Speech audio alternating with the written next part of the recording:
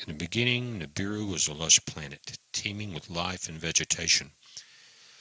Nibiru orbits the Sun once every 3,600 years. This is called one shar. Volcanic eruptions on Nibiru envelop the planet with a thick protective atmosphere, keeping the heat trapped on the planet during its long cold outer orbit and shielding it from the Sun's heat during its inner close orbit. Unlike the other planets, its rotation was elongated, while the other planets and the hammered bracelet we call the asteroid belt were more circular in their solar orbits. As time went on and the people of Nibiru advanced, great astronomers and scientists emerged, even savants of great wisdom. Each shar or orbit, the conditions on Nibiru grew worse. Drought and crop loss were studied, and it was determined that the orbit was growing closer to the Sun on the inner courses. Their atmosphere was growing thinner because of declining volcanic emissions. Try to explain why there are now warm sides and cold sides to winter storms. This is historically unprecedented. Over and over, the same paid-off meteorologists try to explain away the incredibly anomalous jet stream behavior. The job of mainstream media now is to make the completely unnatural seem natural to the public. Until recently, many have accepted the lies, but thankfully, that's starting to change. Now, even some of the most recognized experts are admitting on the record that they cannot explain all the anomalies occurring around the globe in regard to the weather. For many in the eastern U.S., the whole world seems a frozen wasteland. Those in the mainstream have done their best to fortify this belief, though it couldn't be further from the truth overall. True, we are now in for polar vortex 3. Any that take the time to research global maps on temperature deviations from normal will take note of the extreme glaring cold zone that is only in parts of Canada and the eastern U.S. Again and again and again, over and over and over. These are the areas that are being most heavily geoengineered toward the cold side. Temperatures in parts of these regions of North America have this year been colder than the North Pole and even colder than Mars. Does this seem just a bit off, considering we just had the warmest January on record in Alaska? For the entire planet, January 2014 was the fourth warmest on record. This was the case in spite of the fact that everywhere we try to examine temperature readings, the quote official temperatures are now routinely being underreported by as much as 5 degrees. Let me say that again. In regions where we have tried to verify the quote official temperatures for the day, we have seen the official temperatures underreported by as much as 5 degrees. What does this mean? It means that our planet is much warmer than we are being told, and official agencies are quite literally lying about this fact. The climate engineers have kept the parade of engineered snowstorms and manipulated jet stream cooldowns trained over the same locations over and over in order to create maximum media hype and maximum confusion in the population. Should it really be colder in parts of the lower 48 than the North Pole? Should the temperatures in many locations fluctuate some 50 degrees or more in a 24-hour period for the daily highs? Just to state for the record and to jog people's memories, 2012 was by far the warmest year ever recorded in the lower 48. How did 2013 end up with so many cold records in some parts of the U.S.? These cold records are in spite of the fact that November 2013 was the warmest November ever recorded on planet Earth. If you don't believe me, verify everything I'm saying. It's all on the record. Also for the record, Earth just had its 37th consecutive year of above average global temperatures. Yet another record to take note of. We just passed the 346th consecutive month of above average temperatures on planet Earth. Let's keep going on this. The Sochi Olympics were the warmest ever recorded. But what about down under? Is it cool down there? Well, no. 2013 was the warmest year ever recorded in Australia, by far. It was so hot that the meteorological maps had to change their color codings to reflect the never-before-seen temperatures. Could all these facts be true? How can this be, given the fact that the Weather Channel Theater paints a constant picture of a frozen planet? Consider this. That's what they're paid to do. That's the picture the climate engineers want the American population to buy into. The weather makers hammer the same highly populated regions of the U.S. again and again and again. They engineer snowstorm after snowstorm with artificially chemically nucleated snow, which, thankfully, many people have now taken note of. Headlines of cold, that's what the climate engineers want. That's what they're so focused on. The most populated regions of the U.S. that get hit over and over. That's the story the totally controlled mainstream media puts out. Does the media cover the rest of the planet that is constantly at far above normal temperatures? No, almost never. Does the media mention the fact that as of February 15, 2014, the Arctic ice cap is again at all-time record lows? Absolutely no coverage of this. What about the massive methane hydrate releases now occurring in the Arctic, which have all the potential to end life on Earth many times over? Not a word about this dire situation. And what about the brand new cloud types that were only first identified in 2009? Didn't anyone look up before that time? I'm speaking of undulatus asperatus, a type of cloud not noted before 2009. Again, how can this be? On the 25th of February, undulatus asperatus clouds were noted in Georgia. Amazingly, new types of clouds have been identified in recent years, many new types. Doesn't anyone question this? How are we to believe that these, quote, new clouds were always there and no one noticed them before? Clearly, there are many atmospheric anomalies that are now the results of the unbelievably engineered climate. How has the corporate media altered reality on other aspects of weather reporting? Here in the western U.S., the mainstream media cheerleaders now jump up and down if the high Sierras get 8 to 10 inches of snow, as if that's a really big storm. In years past, such a small amount of snow could be considered a dusting. In previous decades, the Sierras would commonly get storms that measured snow in feet, not inches. Californians are fed lie after lie after lie from the media about the drought being a part of a, quote, natural cycle. I would ask, what's natural about a global climate modification program that completely alters the Earth's natural systems? What is natural about the drought-creating effect of these programs? What is natural about having our skies sprayed full of highly toxic metal particulates day in and day out? Does the EPA report any of this contamination? Of course not. What's natural about having our jet stream manipulated with the dozens of HAARP radio frequency transmitters around the globe? Our planet's life support systems are completely unraveling, and climate engineering is rapidly worsening this process. All are needed in the fight to raise awareness. We need everyone to do their part. If we can awaken a critical mass of the public to the all-out assault they are being exposed to, the geoengineering dominoes will begin to fall. This is Dane Wigington with geoengineeringwatch.org.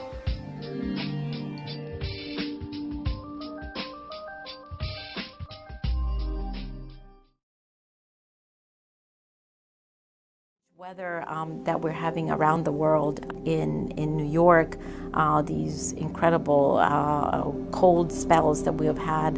Who had ever heard of the vortex in New York, right, before that weird weather? The incredible heat that Australia has suffered, the floods in the UK, and you name it, it goes on and on and on and on. There's no country that has been exempted. These very strange extreme weather events are going to continue, both in their frequency and in their severity. It's not that climate change is going to be here in the future. We are experiencing climate change. This Arctic blast could see America reach its coldest temperatures in decades. Millions of people across a huge swathe of the country are being advised to hunker down while the so-called polar vortex does its worst. Minnesota could be hardest hit, with wind chills set to make it feel like an astonishing minus 50 Celsius. The polar plunge has struck unusually far south. In Oklahoma, the rotating pool of freezing air is producing rarely seen temperatures. The inside of the New York to Washington, D.C. train iced up. Try opening the window in Chicago and you'll get this. 35 below zero right in your living room. It's so cold, Lake Michigan looks more like a hot tub. The water outside Chicago warmer than the frigid air, and ice already forming along the banks. Images of water turning to ice before it reaches the bottom. Parts of Niagara Falls have become frozen. South as Texas and here in Elk City, Oklahoma, heavy snow is falling. This is unusual even for winter. This weather combination that we're seeing right now with all of the snow and the cold is unlike anything that we've seen in decades. And I can't emphasize that enough. The cold really scares me. And as such, that we will have temperatures that are potentially deadly or certainly life-altering temperatures. Hundreds of flights continue to be cancelled, leaving passengers stranded. While on the coast, not far away, seawater, which flooded some communities during the storms, has now frozen over, marooning people there too.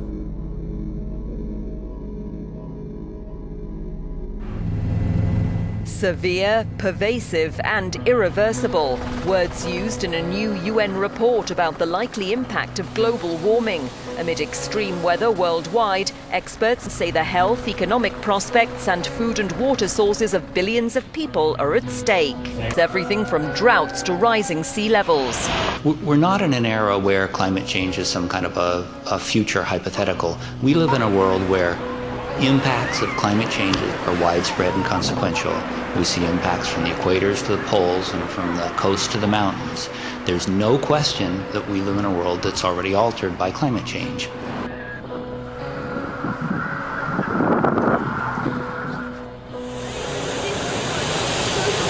Powerful waves have continued to pound Europe's Atlantic coastline. 2 people are now feared dead in the French holiday resort of Biarritz after they were swept out to sea. The town's famous promenade was battered during the night, leaving many businesses to pick up the pieces on Tuesday morning. The surge wasn't isolated to France. A large stretch of Europe's Atlantic coastline was hit by high tides, including Portugal and the Spanish region of Galicia. At least 1 person is now known to have died in Spain, with 2 others still unaccounted for.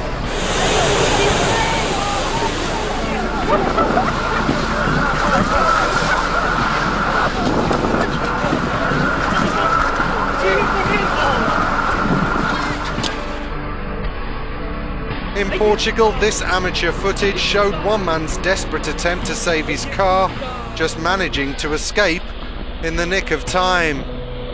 Elsewhere, near the capital Lisbon, the swell was so bad, huge pools of foam like this started washing up along the shore.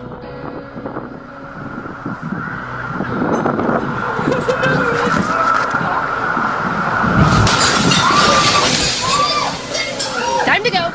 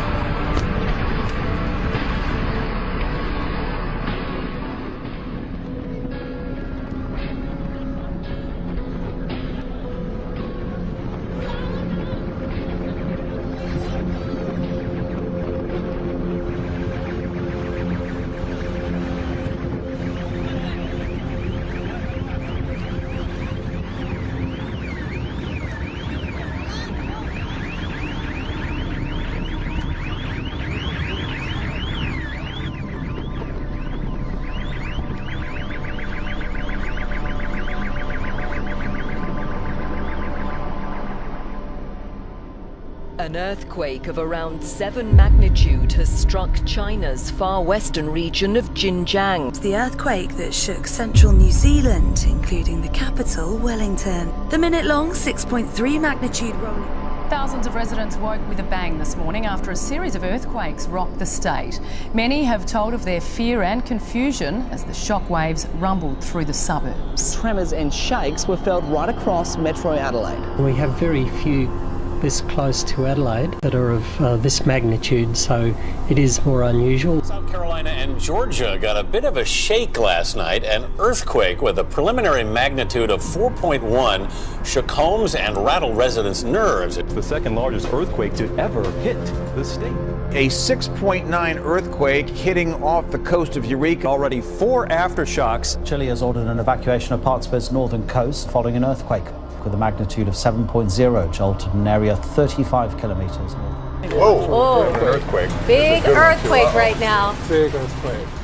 That's A really strong shaker right now. Very big. I still feel it. Are you still feeling it? Yeah. Steady it's shaking still there. shaking. My hands are shaking. A 4.4 magnitude earthquake has shaken Los Angeles. This is the second quake to hit the state in a week. This is the strongest quake to hit the city since the last aftershocks of the 1994 Northbridge quake. The United States Geological Survey said there could be a 5% chance of another strong quake within the next 3 days. Local residents in Nova Scotia and New Brunswick woke up to a bit of a surprise when a giant fireball illuminated Canada's skies early on Tuesday morning. CCTV captured the incredible moment when a bright burst of light lit up the sky. The fireball, which is thought to be a meteorite, could also be seen from Nova Scotia, where eyewitnesses said they saw bright lights in the sky and heard a loud noise like thunder at around 5 a.m. local time.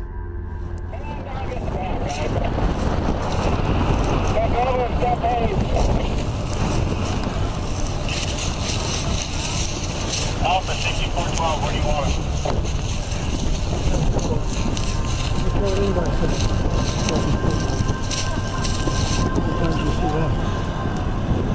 Not real often.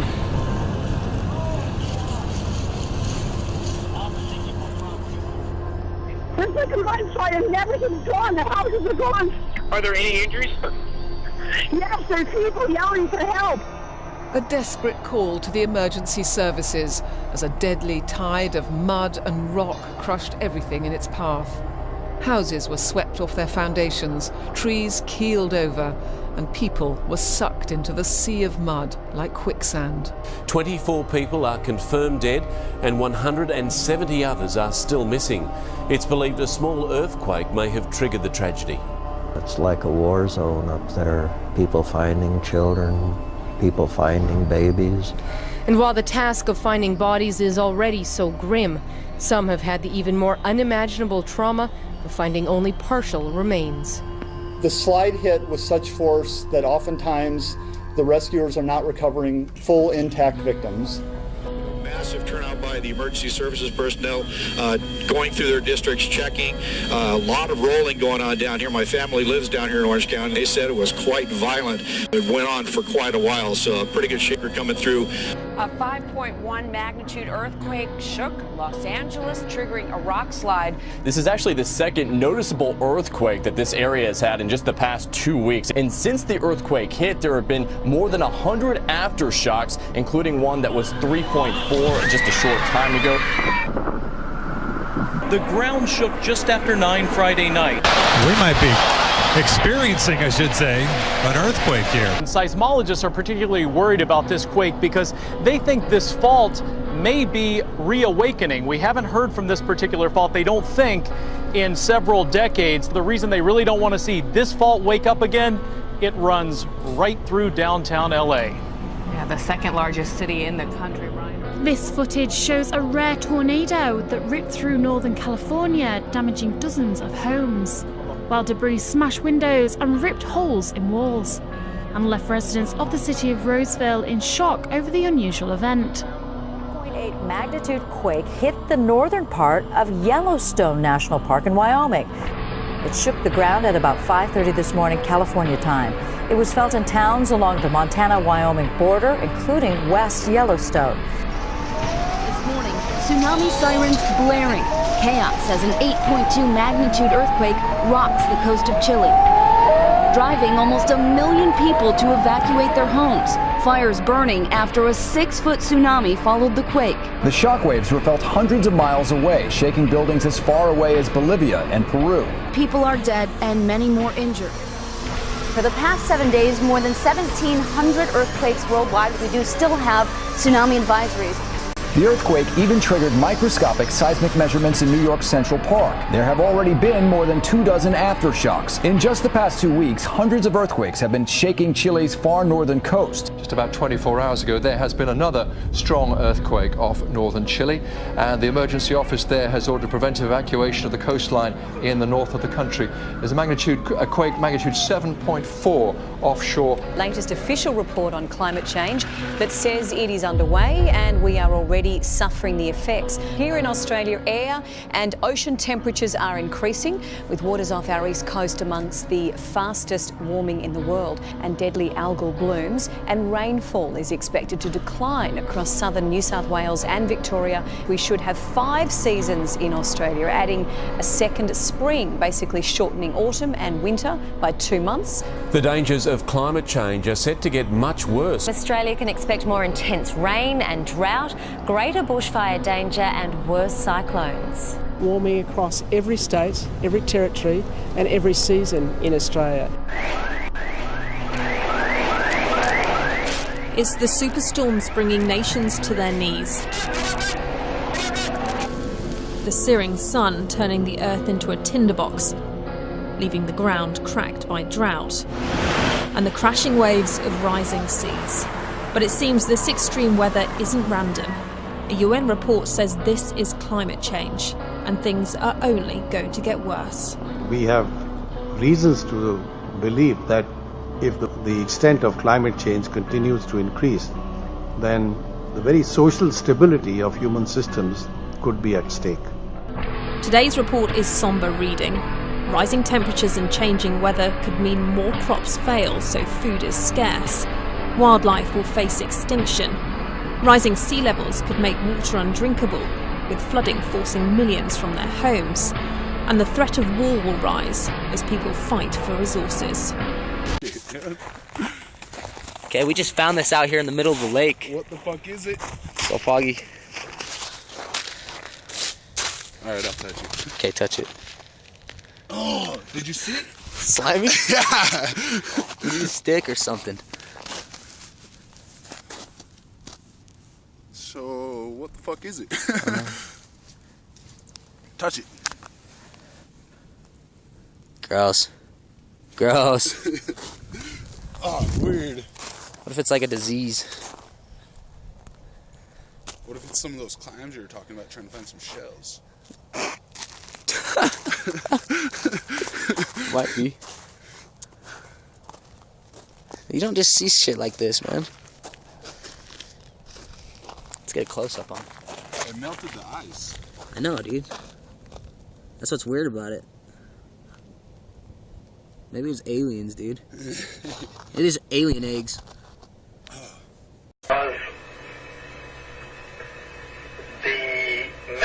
The attitude, mentality amongst those who at the higher level, the highest levels of Vatican administration and Vatican geopolitics, know that now knowledge of what's going on in space and what's approaching us could be of great import in the next 5 years, 10 years. Carefully and well-chosen words, Father. Thank you. West of the Rockies, you're on the air with Father Malachi Martin. There's another planet in the solar system that they call NIbiru that was captured and moves like a comet in a 3,600-year orbit. Our own astronomers know it's out there. They call it Planet X. It has gravitational effects on the outer planets. They can't find it because it's so far out. Ancient Sumerians and what they had to say about it are correct. And what they say is that there's another planet in our solar system that was captured by our solar system as the solar system was forming. Sumerian records indicate that they began their counting not from the sun, but from a planet on the outside of the solar system. But most surprising was the inclusion of one more large planet as the 12th member of our solar system. The launch of Pioneer 10 in 1972 ushers in the era of deep space exploration. The craft journeys beyond the outer known planets, sending back data that is used to seek a possible 10th planet. 14 August 1978, which was just about 6 weeks after we discovered the fact that Pluto has a satellite.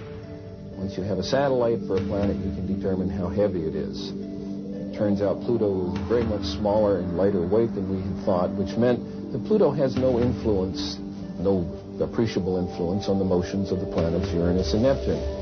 At that point, we voiced the hypothesis that this means that there is at least one yet to be discovered planet in the outer reaches of the solar system. Over the past 2 decades, physicists have joined astronomers in the search for the mysterious Planet X. One of the things we did in 1978, having made this prediction that there was an additional planet, 10th or 12th, depending on your point of view, we sort of put our money where our mouth was, as it were, and we went out and we started looking for this thing. We've been able to refine the search area somewhat, get it rather narrowed down. We do our predictions based on the observed anomalies in Uranus and Neptune. We actually are currently looking down in the region of Centaurus, which is just south of the constellation Libra. But if it is in the kind of orbit that we describe here, it would have to be a planet that would have a mass something like 3 to 5 times the mass of the Earth. This would put it intermediate between the gaseous planets like Uranus and Neptune and the terrestrial planets that we have in the inner part of the solar system. So if this planet turns out to be in a 3,600-year orbit, then its mass will be correspondingly larger. This one here is a map of the solar system as we know it.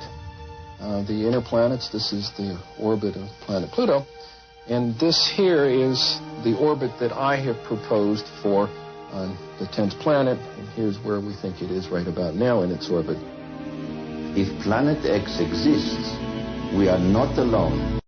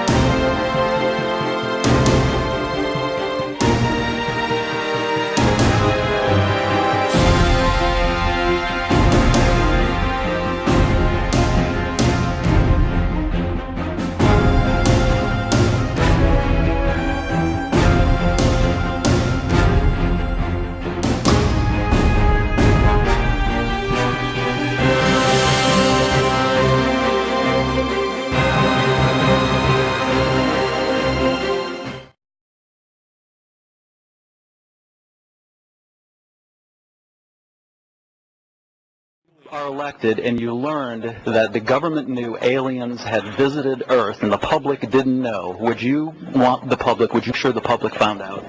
Well, it depends on what these aliens were like and whether they were Democrats or Republicans. So you have to go further than that. Do you believe in life on other planets? Oh, yes. There's not much question at all. But there's life throughout the universe. We're not alone in the universe at all. You're convinced that we're not alone in the universe? Oh, I know for sure we're not alone in the universe. Now, have we been able to identify for sure where the other planets are? No, we have not. Certainly not in our solar system. But they've identified quite a number of planets now that very likely could be life-bearing planets. And I happen to be privileged enough to have be in on the fact that we have been visited on this planet. And the UFO phenomenon is real, although it's been covered up by our governments for quite a long time. Whoa!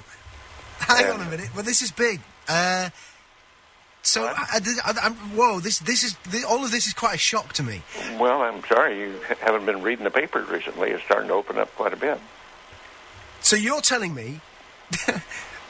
Well, there's a lot of information to take on board. Hang on a minute. I mean, listen. I've heard crazy UFO nuts tell me this kind of thing before. I've never had Dr. Ed Mitchell, the sixth man to walk on the moon, a respected scientist in his own right, announce to me that we've been visited by aliens from other planets, and that they definitely are out there. There's no debating it. Well, that's the first time you've ever talked to me, or I've told you about it before. So you believe in all of the whole deal? There's more nonsense out there about this than there is real knowledge, but it is a real phenomenon, and there's quite a few of us. It's been well covered up by all of our governments for the last 60 years or so, but slowly it leaks out, and some of us are privileged to have been briefed on some of it. I happen to have grown up in I don't even know whether you know this place, Roswell, New Mexico, where presumably the Roswell incident of 1947 took place, and I'm quite knowledgeable of the lore there, and since I grew up there. But I've also been in military circles and intelligence circles that knows beneath the surface of what has been public knowledge that, yes, we have been visited. So, and be serious, you're not going to go, I was just pulling your leg about that. That's not true. I'm just wondering if I've stumbled upon astronaut humour, and in a couple of minutes you're going to go, I was only pulling your leg. No, I won't do that. Wow. So what? So you've been briefed on the fact that we've been visited. Well, I haven't briefed is one word for it. I have been involved in much of this work. Now, it's not my main work. It's not my main interest. But I have been deeply involved in certain committees and certain research programs with very credible scientists and very intelligence people that do know the real inside story. And I am not hesitant to talk about it. What is the real inside story? Well, I've just been telling you. We have been visited. Are we in regular contact, or was it a one-off crash, or...? Well, no, there's quite a bit of contact going on. I can't tell you because I don't know all the extent of it. I don't know all the inside details because that isn't my really main interest. But the fact that we have been visited, the Roswell crash was real, and a number of other contacts have been real and ongoing, is pretty well known to those of us who have been briefed and been close to the subject matter. So why is it being covered up then?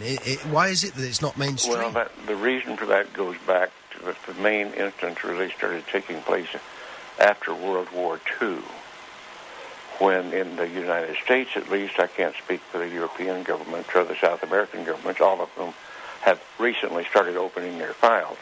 And it's been open. This is starting to open up, and just read the internet or look at some of the press, international press. You'll start to get the stories that are coming out now. But I've had people on the show telling me that that the governments are mounting up towards disclosure, towards saying that this is the case. Do you think it will be the case that there will be an actual disclosure on this, maybe this year, that the governments will come out? I don't know whether it'll be this year in the United States, but certainly we've already had it in the last few years from the Belgian government, the French government, the Brazilian government, the Mexican government. They've opened their files and admitted that they had the files. Right, okay, let me get my head together. Okay, listen, here's what I know. I've had people on the show talking about the fact that the Catholic Church has said belief in life on other planets doesn't compromise your Catholicism. Of course, that just happened recently. Yeah. In association with a major release, I believe, of the British government, some of the British government files They weren't their deepest files, but there were some files released. Yeah. What's happening is at the moment, over the next 4 years, all of the UFO files here in the UK are being released. Do you think it's the case that we are ramping up towards maybe the UK admitting it? Well, I can't say how fast this is going to happen, but certainly the public awareness of it is increasing. The public acceptance is increasing.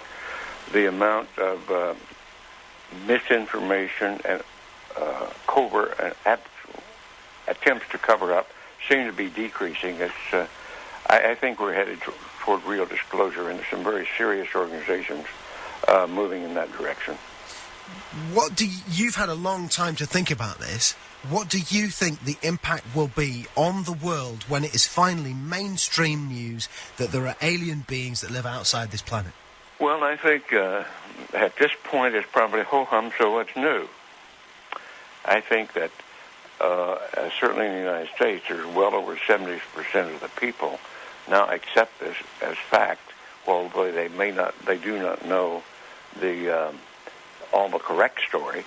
They do know that there has been, or accept the fact that there has been visitation and that there's UFOs in the skies all the time that are very likely alien craft. Now, not all of them are. I suspect some of them are homegrown. I suspect that in the last 60 years or so, that there has been some back engineering and the creation of this type of equipment, but it's not nearly as sophisticated yet as what the apparent visitors have.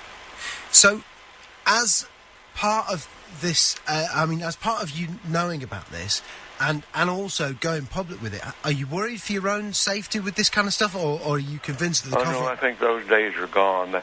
That used to be a concern among the people on the inside, but I don't think they're knocking anybody off for that anymore or doing drastic things to them. What do you think the intent of the aliens is? Is it hostile or peaceful? No. It's not hostile. It's pretty obvious that if it were hostile, we'd have been gone by now. Really? I mean, what? We could have been. Wow. We had no defense, if that's what their real intent was.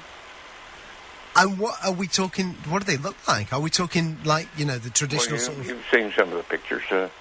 The pictures that I know of, some of them are these little people that look strange to us. And as far as I know, from my contacts that have had contact, that's pretty accurate. Wow. Do you think other people who were involved in the moon landings know about this?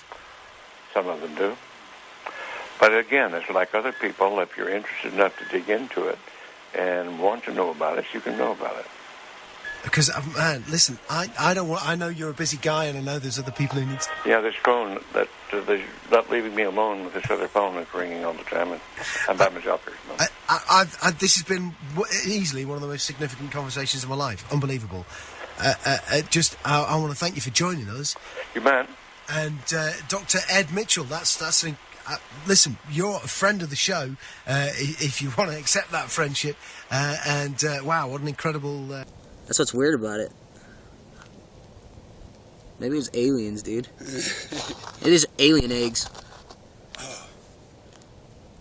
That'd be cool.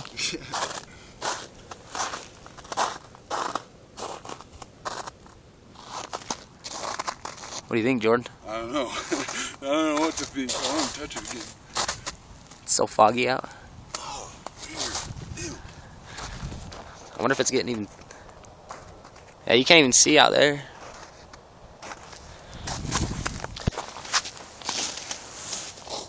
What do you think they were drinking?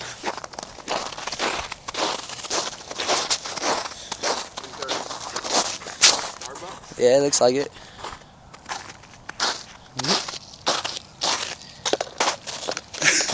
Yeah. Huh. That's fucking weird. Look at that thing, dude. I don't know. I wonder if we can find another one. Bottom line is the stargates are opening. Even the clouds, the National Oceanographic Administration is saying something's happening. The clouds, the normal clouds that used to be at a specific height, are lowering and they're dissipating. That's true. Whatever God made is being taken away.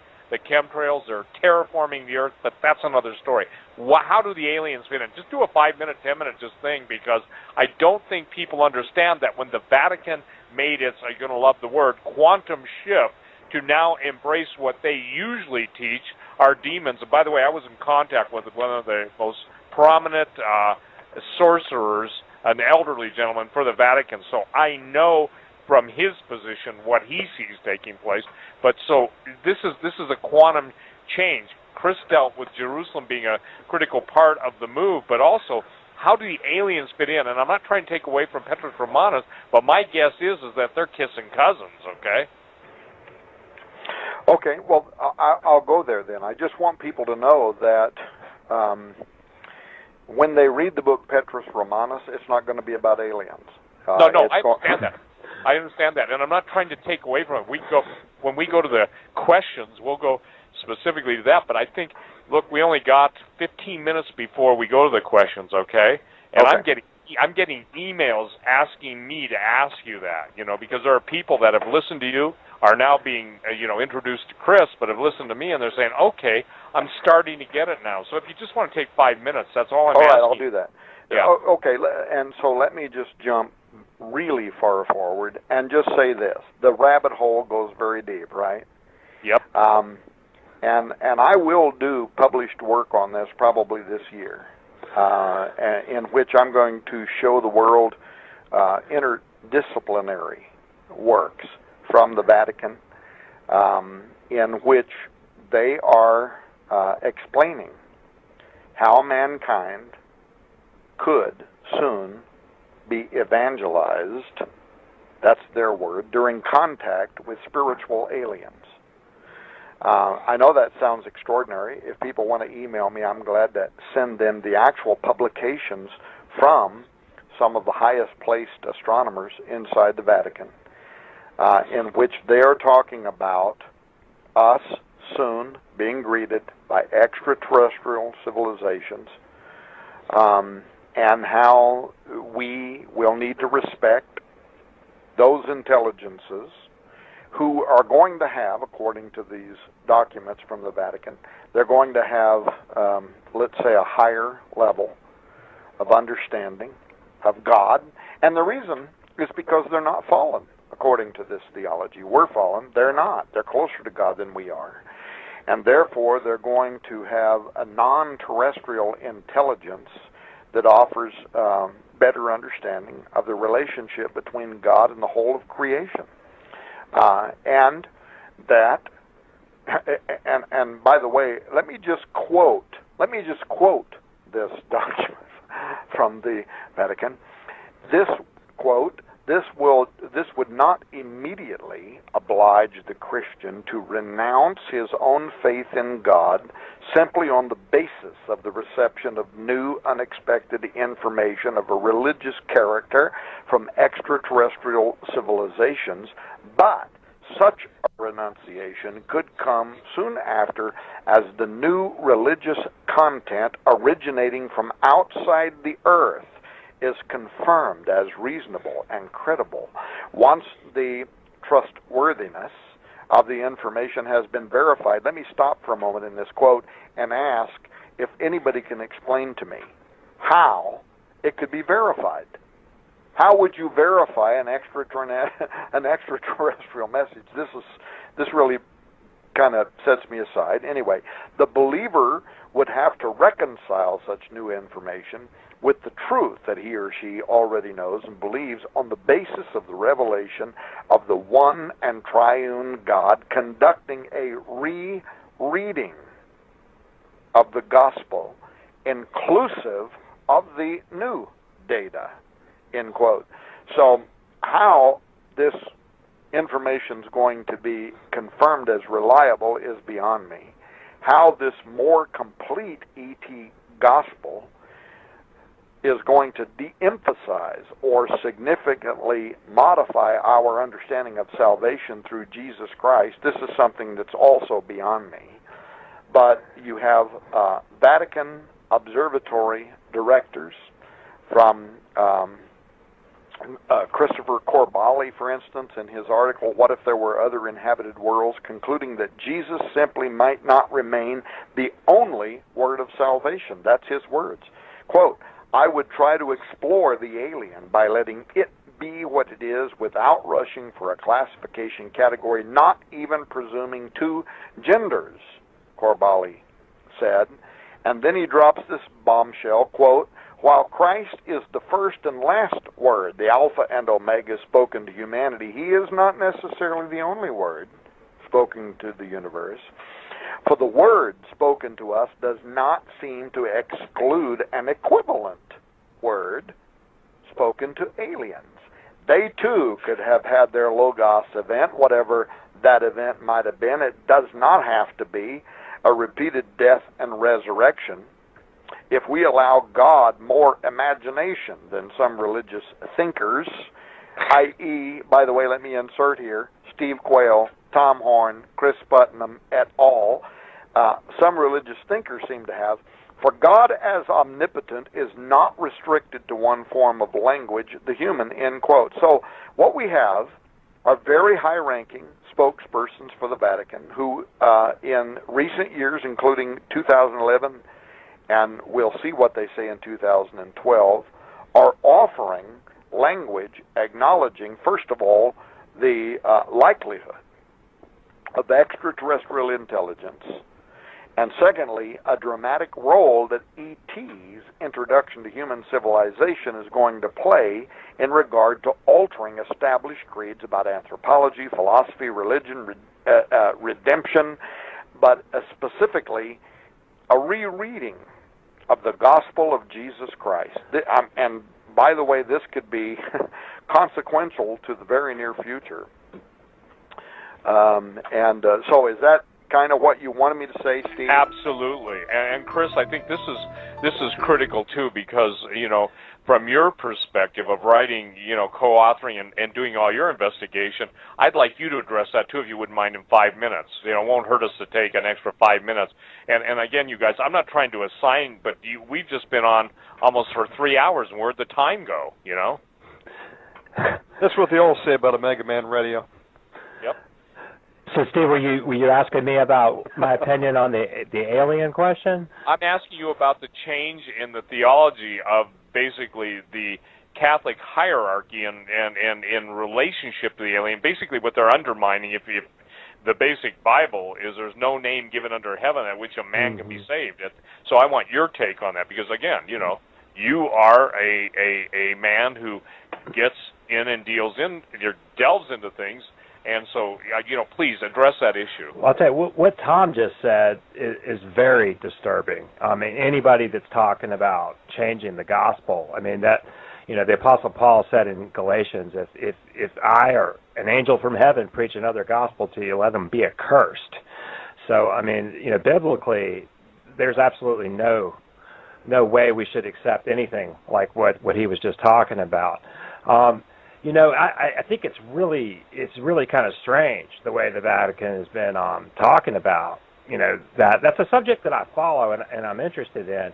It's also one that's really hard to parse, because there's so much bad information, and you know, there's so many people that hoax UFO things and things like that it's really hard, you know, to find out what's real. But I follow the subject very, very closely. One of the things that, you know, in the research for this book that, you know, that I was really shocked to discover was, you know, how the Marian apparition kind of fits in to Catholic theology.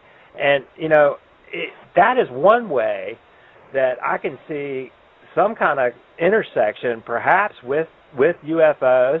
And it might be another thing that, you know, you were mentioning earlier, you were talking about Islam, and, you know, and we're also talking about this third temple thing.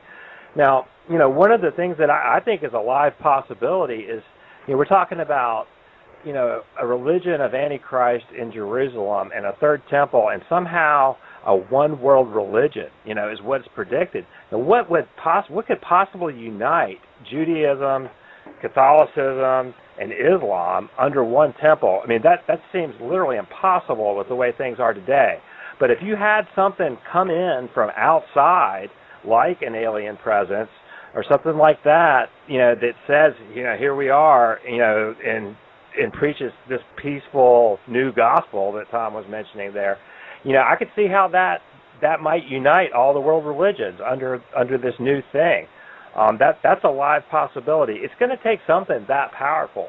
Now, the apparition is making these kind of statements, though. I mean, I did a whole chapter on the Marian apparition in the book, and in the Netherlands, in Amsterdam, the apparition's appearing and calling itself Our Lady of the Nations, and it's talking about uniting the world.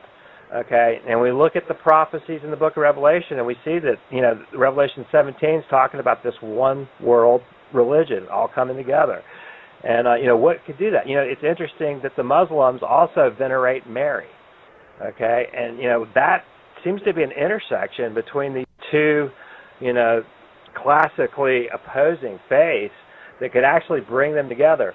Now, I don't know how that's going to play out, but it could actually intersect with this thing that Tom's talking about, with the Vatican hinting at alien presences. Now, it's going to take something external and something really huge to get the world's attention to unite everybody under one leadership and one faith.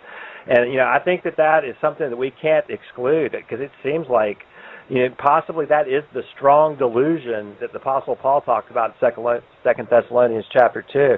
I Could agree be. with you on that. Absolutely.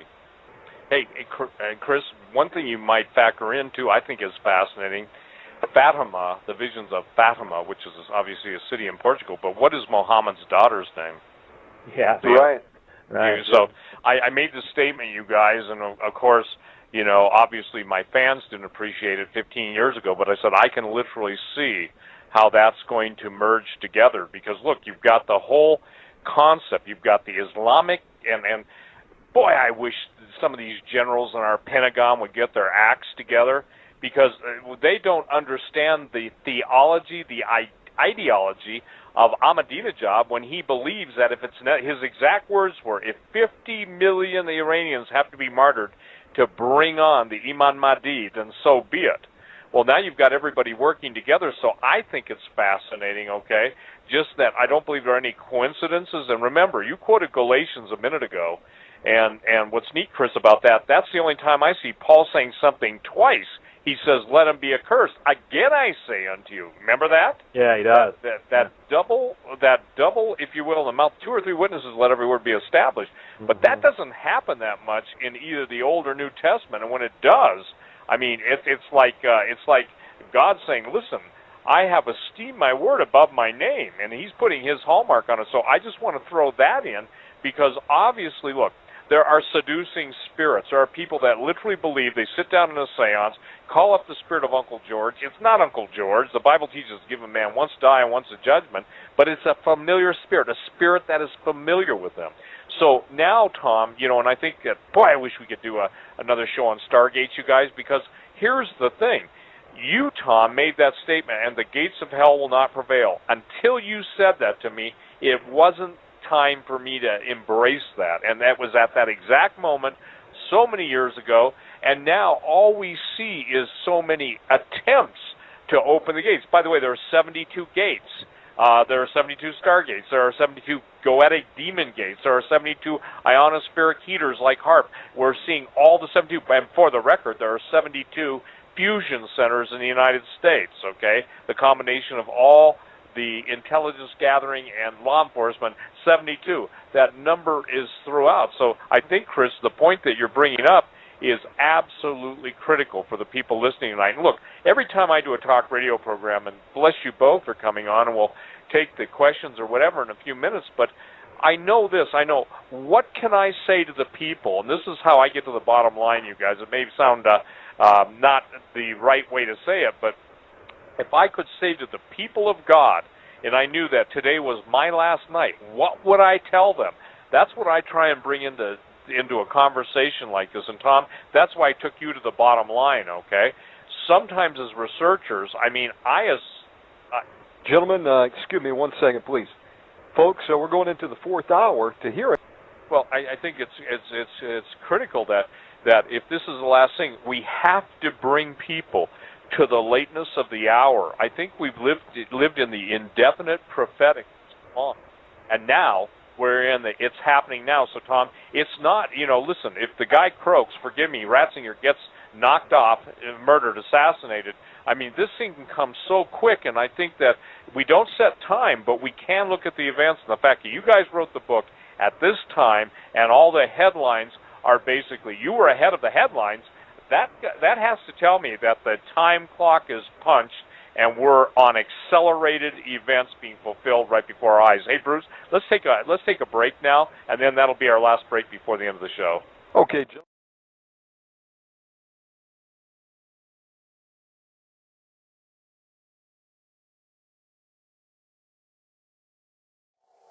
Now, an exoplanet is simply a planet outside our solar system. And to put this recent discovery in context, I thought it would be good to review the history of the discovery of exoplanets so far.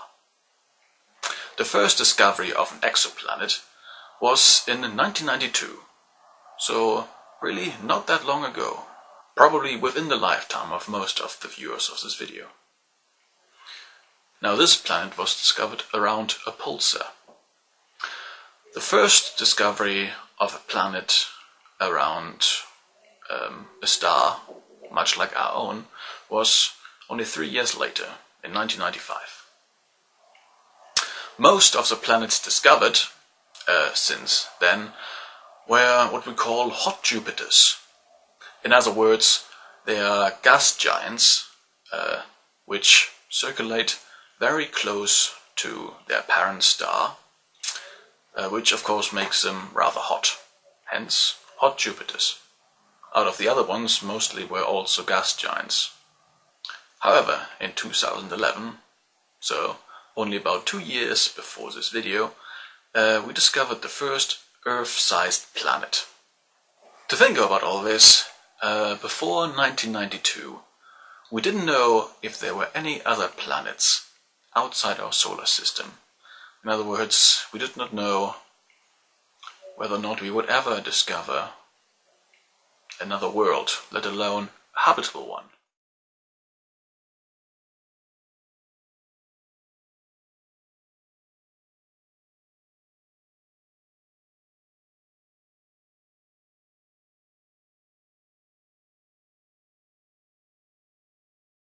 If there is one thing that defines our current political era, it is the unprecedented crackdown on government whistleblowers. If the Bush administration's invocation of the little-used state secrets privilege to silence those exposing corruption is taken as the beginning point of this era, we have seen a steady progression throughout the past decade, culminating in Obama's unprecedented war on whistleblowers. As we have explored previously on the eye-opener, the Obama DOJ has been relentless in its prosecution of those seeking to shine the light on government fraud, abuse, and criminality. In his first 5 years in office alone, he has charged 8 whistleblowers under the Espionage Act of 1917, more than all other presidents combined. And for those brave souls who do stand up to government abuse and manage to survive the seemingly inevitable court battles and legal challenges, the toll on their career and personal finances is just as severe. Take Thomas Drake, the NSA whistleblower who was himself charged under the Espionage Act and eventually convicted of a misdemeanor charge. Stripped of his security clearance and blacklisted in Washington, Drake has been reduced to working at the Apple Store, where, according to reports, he once served Attorney General Eric Holder as he went shopping for an iPhone. Or take Richard Barlow, the CIA intelligence analyst who blew the whistle on the high-ranking government officials who were tipping off nuclear proliferation suspects about FBI stings and helping them to ship important nuclear weapons technology to Pakistan. He was fired from a position at the DoD after raising concerns about how his reports on Pakistan's nuclear capabilities were being altered by his higher-ups. Despite being called one of the most brilliant analysts I've ever seen by the State Department Inspector General and being vindicated in a 1997 IG ruling that restored his security clearance, his career was scuttled and his family torn apart by a systematic campaign to smear his name and disrupt his marriage.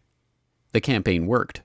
Barlow was unable to continue working as an analyst, his marriage ended in divorce, and in 2005 he was tracked down by researchers working on the story of the AQ-Con network to a motorhome in Montana, where he was living with his 2 dogs. Sadly, these stories are not the exception in the annals of modern-day whistleblowers. They are the almost universal rule. In fact, as Sibel Edmonds has demonstrated from her own personal experience, whistleblower organizations are actively sought out and bought off by the influential corporate foundations almost as soon as they appear. In a 2011 interview on Global Research TV, she explained her own experience forming the National Security Whistleblowers Coalition to bring together whistleblowers in their own independent organization. And when we did that, initially, it was very interesting. We were approached by people connected to various foundations, the Soros foundations, the Hewlett-Packard foundations. They came and they said, well, what you're doing is great. This will bring lots of publicity, all these whistleblowers banding together, but you need to do it more professionally, like Pogo does. And these are the same people who've been funding Pogo and Gap.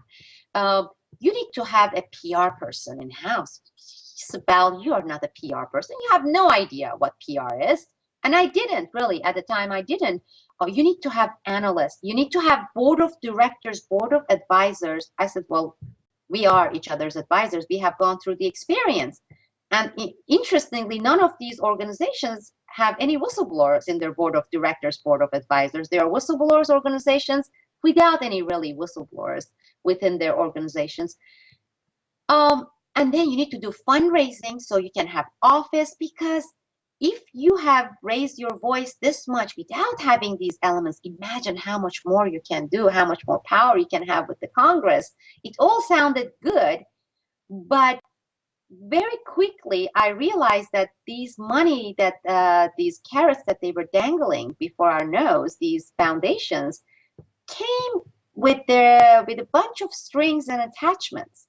Because as I was talking with these people, with foundations, I was adding more whistleblowers. And in one case, one whistleblower from Clinton previous administration joined the coalition who had blown the whistle on Al Gore and some narcotics-related issue case within the Drug Enforcement Agency, DEA.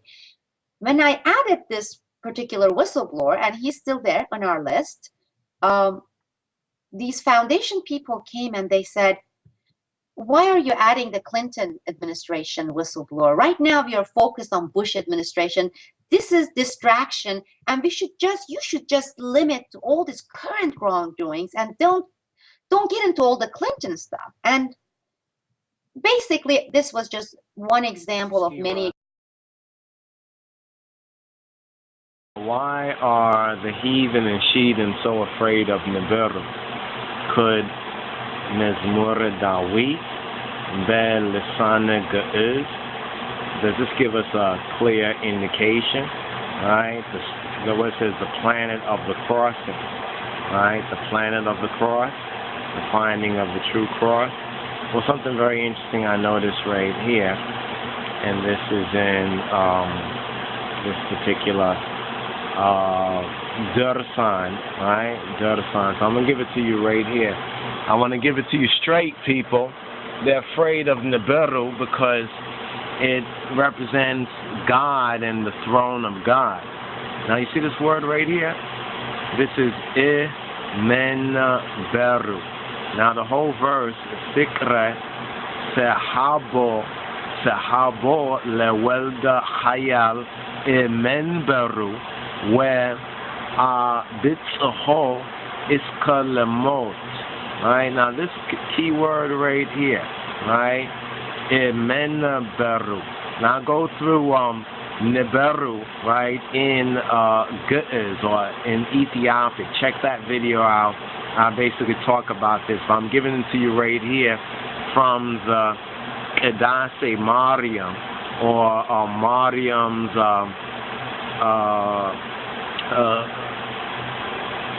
Kadush, as they say in the modern Hebrew, or Kedase.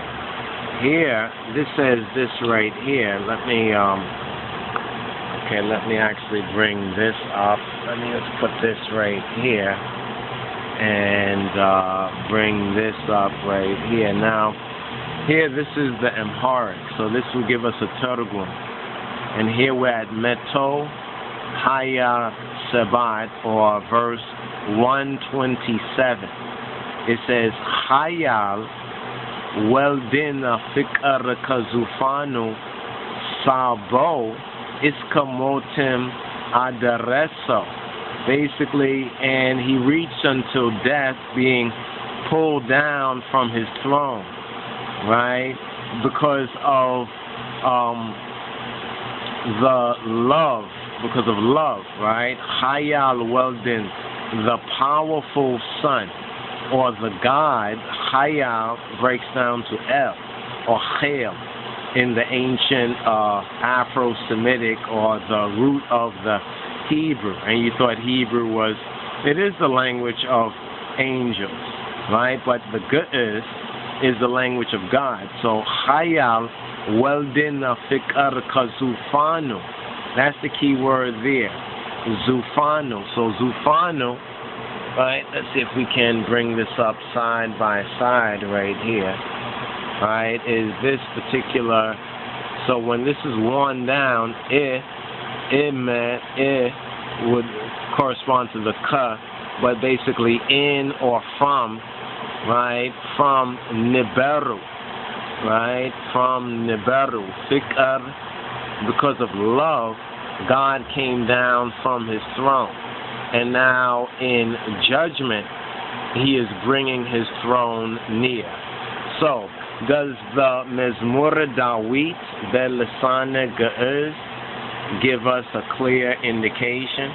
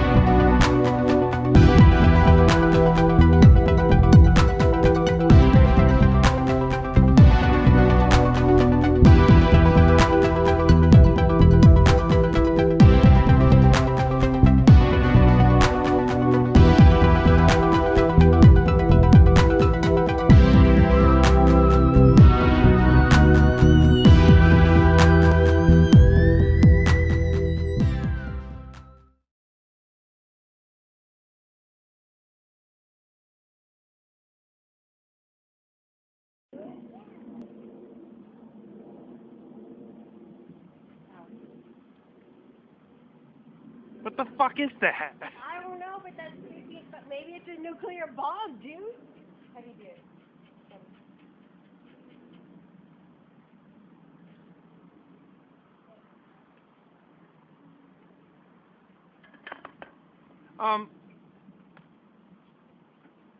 What the fuck? That's so creepy.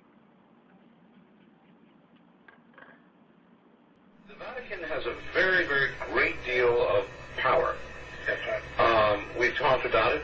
They have, whether they admit it or not, a great deal of political power all around the world.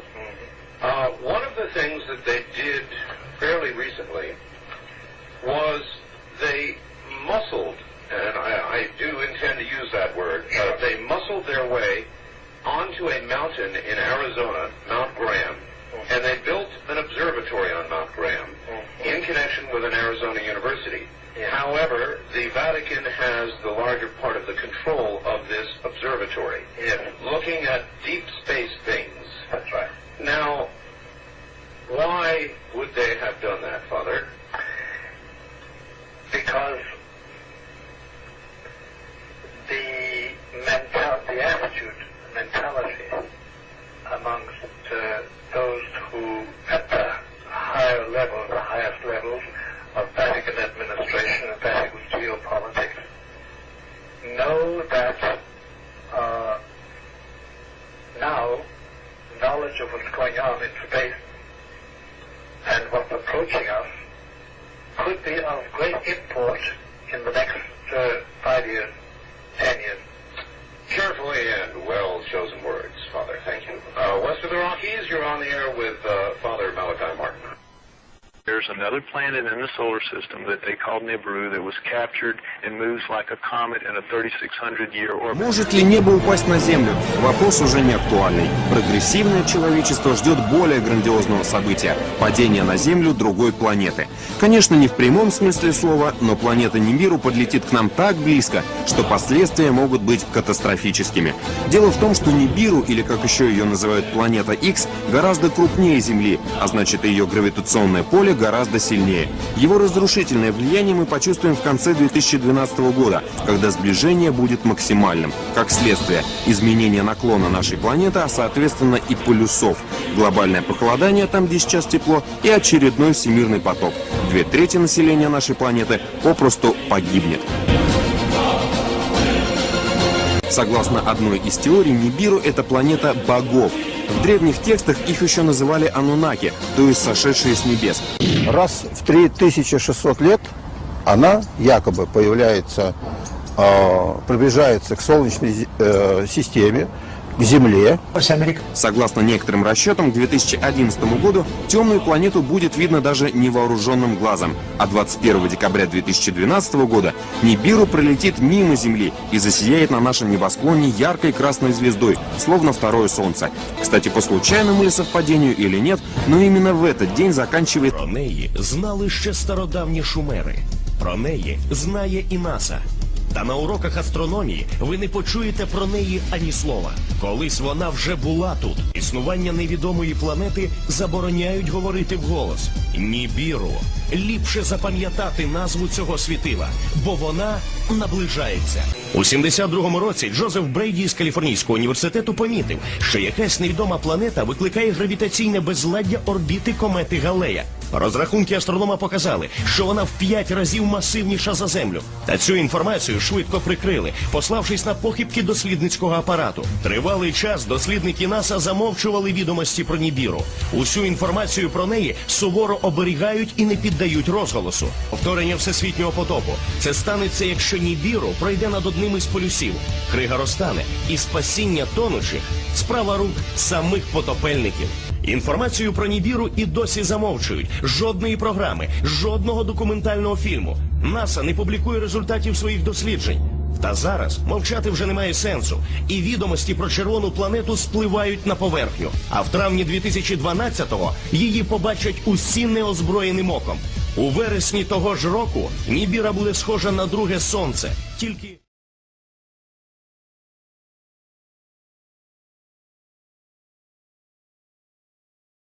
пройдет по орбите в опасной близости от нашей планеты. Сила его притяжения будет настолько мощной, что Земля может поменять наклон. Если это случится, то изменившаяся ось вызовет смену магнитных полюсов. И тогда на планету обрушатся невиданные силы наводнения и извержения вулкана, сметающие все на своем пути смерчи и землетрясения. Это Захарий Ситчин, знаменитый американский ученый. В 1978 году Ситчин делает сенсационное заявление. В Солнечной системе вовсе не 9 планет, как считает официальная наука, а 10. По утверждению ученого, кроме всем известных планет, существует еще одна – NIbiru.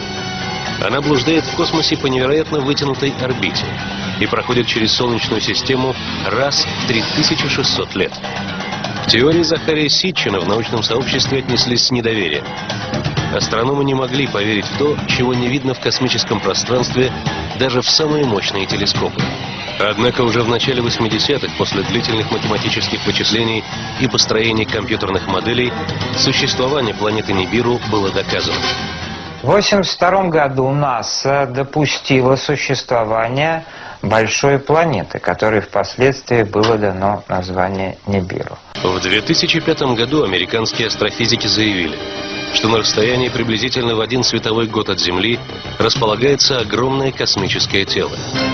Но главное, на огромной скорости оно приближается к нашей планете. Небесное тело настолько темное, что ни оптические телескопы, ни другие приборы не в состоянии его увидеть. Зафиксировать загадочный космический объект ученые смогли лишь 2 года назад, когда на земную орбиту вышел новый сверхмощный инфракрасный телескоп. То, что увидели астрономы на расшифрованных снимках, сделанных с телескопа, надолго повергло их в шок. В черной пустоте космического пространства четко угадывались очертания огромной планеты. Сомнений уже не оставалось. Это NIbiru.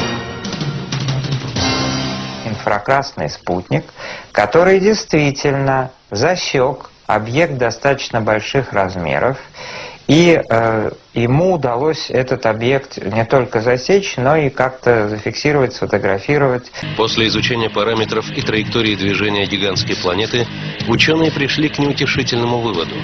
NIbiru больше Земли в 5 раз. Но самое страшное, через 3 года она может пролететь в нескольких сотнях километров от Земли. Находясь так близко к нашей планете, она запросто сможет сорвать с нее атмосферу. Ученые выяснили, что однажды NIbiru уже погубила другую планету.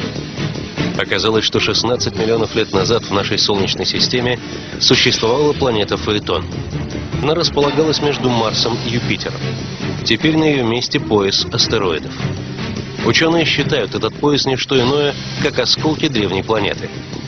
По словам астрофизиков, скорее всего, NIbiru столкнулась с Фаэтоном, когда она в очередной раз проходила через Солнечную систему. После такого удара планета разлетелась на куски.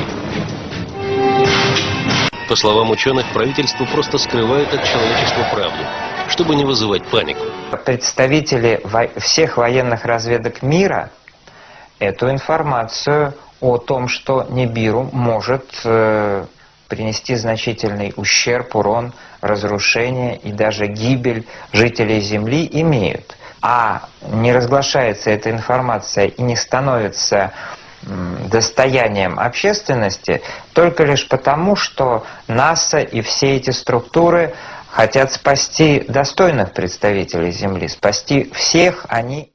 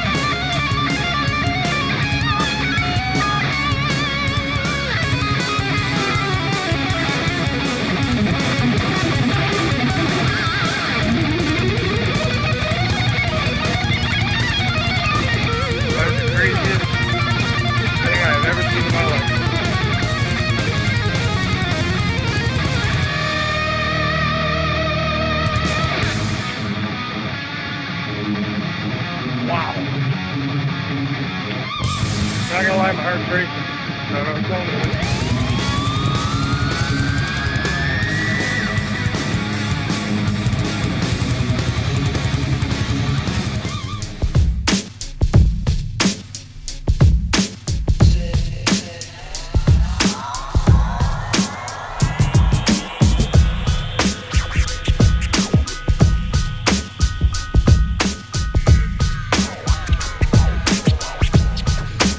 Okay, we just found this out here in the middle of the lake. What the fuck is it? So foggy. Alright, I'll touch it. Okay, touch it. Oh, did you see it? Slimy? Yeah! You need a stick or something. So, what the fuck is it? Touch it. Gross. Gross. Oh, weird. What if it's like a disease? What if it's some of those clams you were talking about, trying to find some shells? Might be. You don't just see shit like this, man. Let's get a close-up on it. It melted the ice. I know, dude. That's what's weird about it. Maybe it was aliens, dude. It is alien eggs. Now, an alien invasion, could it really happen? The US military is making plans just in case. What are the official plans for contact with extraterrestrials? Will they come in peace or war?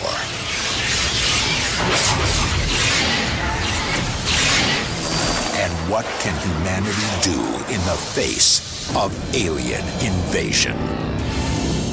Yes, it is best to be prepared for anything, and Professor Paul Springer from the US Air Command and Staff College would advise the military in the event of an invasion. He had to get special government clearance to talk to us, and I spoke to him earlier.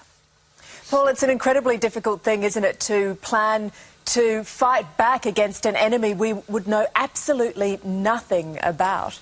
Well, that's absolutely true, but at the same time, we make all kinds of contingency and war plans against enemies that we never expected to face in combat. And so the idea that maybe the enemy will have something technological or doctrinal that we've never foreseen is something that we try to plan for any way that we can. Well, obviously, if we did get invaded, these aliens would be much more technologically advanced than we are because we didn't even know they were there. How would you go about fighting an enemy that was just so infinitely superior in technology? Well, the first thing you'd want to try to do is preserve your forces as best you could. You would want to learn as much about the enemy as possible, and that would mean things like trying to find vulnerabilities, trying to capture technology, but survival is your first priority, because if you send all of your forces into the field and have them destroyed by that superior enemy force, then when you do find a vulnerability, you won't have any opportunity to exploit it. What do you think would be the alien plan? What would they do first? That really depends on why they're here in the first place. If they're here for the extraction of a specific resource, for example, they might want to just eliminate any resistance that might block them from their objective. If, on the other hand, their goal was actual occupation and conquest, then they would probably have to prioritize anything that they perceive to be a threat to their own dominance. And so that would probably start by wiping out as many communications networks as possible and eliminating as many weapons as might represent some form of threat either to them or to the resources that they're trying to extract. So they might very well want to counter every nuclear weapon, not because it represented a threat to them, but because it might destroy whatever they're here to collect. Is this something, this kind of planning, that governments around the world do consider? It is, in the same way that governments do plan for any future potential calamities or conflicts. This is the type of thing that, because it's neutral, you're not provoking a fight or assuming a fight with a country that you might want to maintain a good diplomatic relationship with. If you insert aliens... You are elected and you learned that the government knew aliens had visited Earth and the public didn't know. Would you want the public, would you ensure the public found out? Well, it depends on what these aliens were like, and whether they were Democrats or Republicans. That's what's weird about it. Maybe it was aliens, dude. It is alien eggs. That'd be That'd be cool.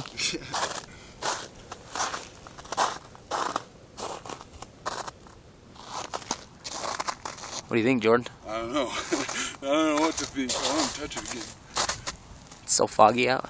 Oh, weird. Ew. I wonder if it's getting even... Yeah, you can't even see out there.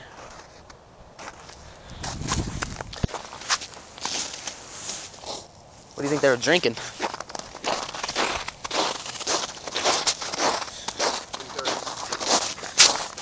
Yeah, it looks like it.